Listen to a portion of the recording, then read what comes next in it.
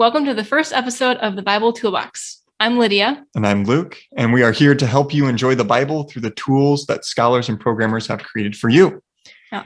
And so today we are going to talk about the first and most important tool. Okay, I'm excited. Yeah, but it's not a website. It's not a book. But it's still just a tool. Yes, it's the simplest, yet I think the most important tool. Okay. And it is simply asking the right questions of the text. And so I think I boiled it down to what I think are the two most important questions that you should be asking yourself as you read the Bible. Wow, only two. Only two. Okay. So the first one is, why was this preserved for us? Okay, what do you mean by that? Okay. So in John 20, verses 30 and 31, this is near the end of the book, it says, "Now Jesus did many other signs in the presence of the disciples, which are not written in this book. But these are written so that you may believe that Jesus is the Christ, the Son of God, and that by believing you may have life in his name." Okay, so this affirms that Jesus did many other things.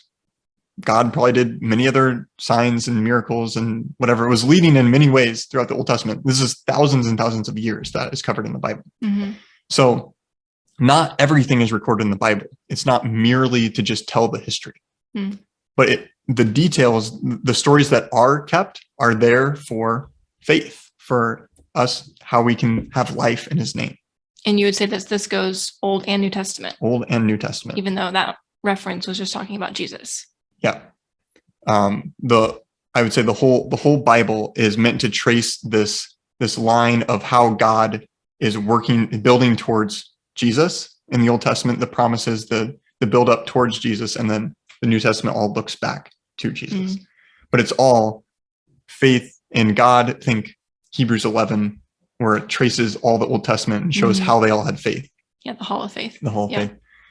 So the Bible is meant to generate our faith. And so we should be asking, why was this preserved for me? How is this supposed to build up my faith? How is this supposed to encourage me? Why did God keep this for me? Right? He didn't have to. Right. And that's what I'm thinking too. Like, he could have put so many other things in the Bible, but he didn't. Like, even all the things that Jesus did, like, why are these ones recorded? And really honing in on that, I feel like would just give a really good message. Right. Why didn't he record like when he was a kid, or all the things we wanted, but just didn't. Yeah. So we there have has to be a reason. Yeah. Cool. Okay. So one, why was it preserved? Yeah. What we're reading, why was it kept for us to read? What were we supposed to get out of it? What bigger theme? Those kinds of things. Okay. And so number two then is, if I took the Bible seriously, what would my life look like? Ooh. So this is kind of like the application. So the first one is kind of like the main question to get you into understanding, thinking through the connections and why passages are where they are. Why is it sitting by this? And this one is, if the Bible is serious, what would my life look like? Because the Bible is serious. Because the Bible is serious. Yeah. The Bible claims, truths about reality. It claims to be the book. This is the story of life. And we either jump into its story or, we're cast out. Missed out. Yeah. We missed out completely. So this, a verse, kind of a standard verse here, James 1, starting verse 23.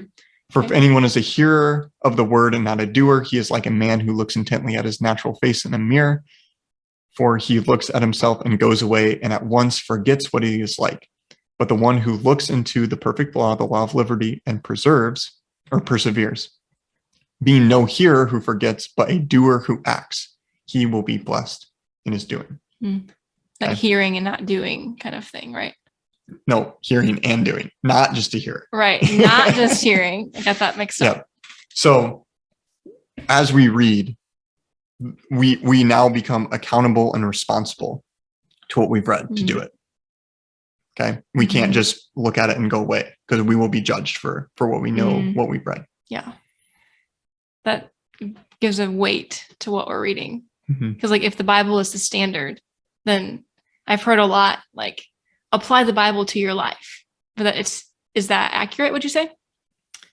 It is. We should be seeking to apply the Bible to our life, but that question assumes, my life is the story. Oh, I'm going to go find this manual that's going to help me in my life. Sure. Right. Where I think we need to flip our mindset. The reality is what the Bible's telling. And we have to mold our minds into that life, into that story, into that way of thinking, into God's mission. God is on mission and we're joining into his mission. That's really good. Yeah. So 1, why was what we're reading preserved for us? Yes. And 2, if I actually took what I was reading seriously, what would my life look like? How would I have to change? Because the Bible isn't the one that needs to change. I am. Yeah. It is perfect. I am not. I need to mold myself into the flow of the Bible, not the other way around. Yeah. So how do I know if I'm on the right track? Yep. Okay. So that's our next part here, is just getting kind of like the right mindset as you go into the Bible. What are kind of like some guidelines to make sure that you're not, doing some like crazy interpretation or, so the first one is simply, and most importantly, to pray, right? As you read, God promises that he will help us. He will guide us into truth. So being humble and looking to him for help. And that being humble is admitting that you could be wrong, right? And if you are corrected by somebody else and you realize your fault, to just admit it and, correct yourself and, change your beliefs and read, continue to correct and grow your knowledge of the Bible. Yeah.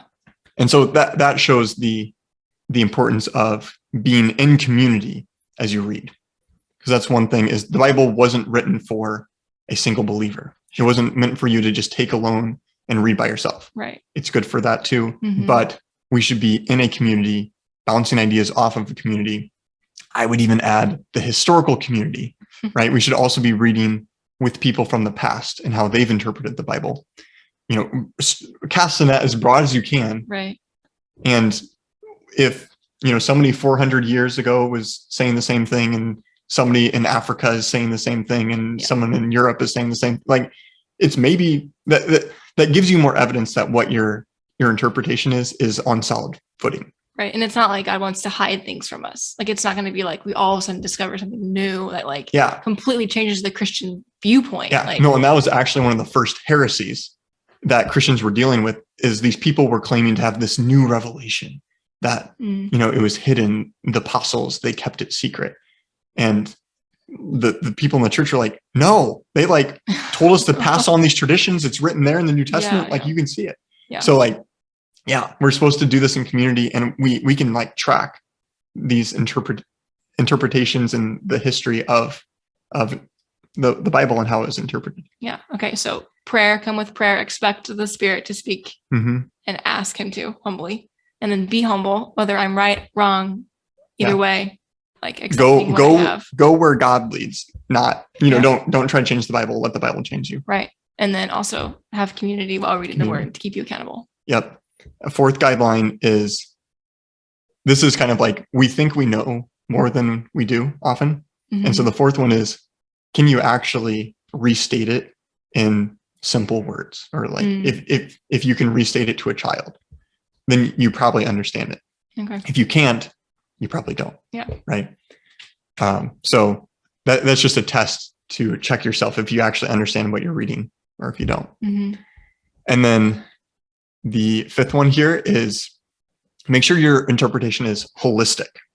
What do you mean by holistic? What does that mean? In terms of, make sure it accords with the whole of the Bible. Okay. So there's some things like, you have to think in the Old Testament where they say, don't eat pork. But you have to keep the whole Bible in mind and the whole narrative, because then we have in the New Testament where, Peter has the vision. Oh, right. And then God tells him to go kill and eat. Yeah. All foods are clean. Right. Right. So you have to be aware of the entire Bible narrative sometimes in order, all the time, but there's some that are more important than others for that. You have to know the whole narrative to rightly interpret. Yeah. So whatever my interpretation is, it needs to agree with the whole Bible's teachings. Okay. Yep. And then the last one here is something I've had to learn, is just to be patient. That right theology, right thinking it just takes time. Yeah. And there are people way smarter than any of us who have been studying this for, years and years and years that, are still working through their thoughts. And it just takes time to read through the whole Bible. It takes a lot of time to reread the Bible, to really like understand and grasp it, to read through history, to read different perspectives. It all just takes a lot of time. When it's a big book and there's a lot in there. Yeah. Like so much. For sure. And I think it's something just in our culture that, we want snippets, we want the quick videos, and it's just not going to work. When it's worth our time. It is worth our time. It's so worth our time to just wait and just keep plowing through. Yeah. So in review, we went over the two questions. The first one, why was this text preserved? What did God want to communicate through it? Yeah. Second one is that if I actually took it seriously, what it was teaching, how would my life look different? And then kind of 6 guidelines to make sure we're on the right track, to be prayerful, to be humble, to do it within community. Yep. Can you summarize it to a child? Is it holistic? Yep. The whole Bible, and be patient. That was really helpful. I think that would be good to just keep in mind. And small text, big text, parts of the Bible it would help for everything. Yeah. So this is our first tool, is asking questions as you read the Bible. We'll get into more websites and books now as we go forward. Can't wait. So thanks for tuning in. We hope you enjoyed this episode of the Bible Toolbox. If you would like more of this content, see the description below for ways to follow and support us.